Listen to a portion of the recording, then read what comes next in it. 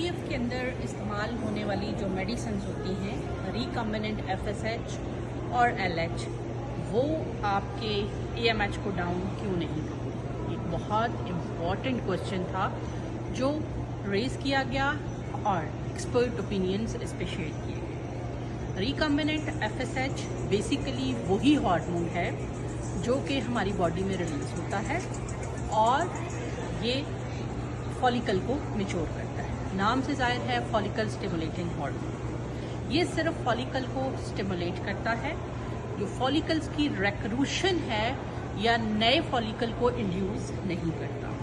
एक साइकिल के अंदर हमारी बॉडी में बहुत सारे फॉलिकल आगे आते हैं और उनमें से एक मैच्योर हो जाता है।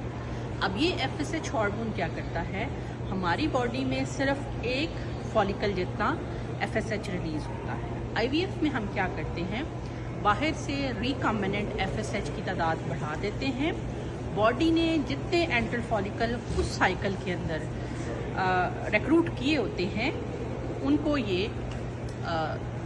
यूज़ करता है और उन सबको मैच्योर कर देता है, क्योंकि हार्मोन की रेशो ज़्यादा होती है। एक और इम्पॉर्टेंट पार्ट, रिकम्बिनेंट एफएसएच और एलएच की हाफ लाइफ बहुत कम होती है और ये 24 to 48 आवर्स के बाद बॉडी से इनका इफ़ेक्ट्स ख़त्म हो जाते हैं। इसलिए आईवीएफ के अंदर यूज़ होने वाली मेडिसिन बहुत एक्सपेंसिव हैं, क्योंकि उनके ज़्यादा साइड इफ़ेक्ट्स लॉन्ग टर्म नहीं होते हैं। इसीलिए बहुत सारे पेशेंट जो आईवीएफ करवाते हैं वो ये चीज़ एक्सपीरियंस करते हैं कि आईवीएफ में इतने सारे एग्स निकालने के बावजूद भी पेशेंट का एएमएच उस तरह से लो नहीं होता, क्योंकि आईवीएफ के अंदर इस्तेमाल होने वाली drugs are more secure, more safe but expensive.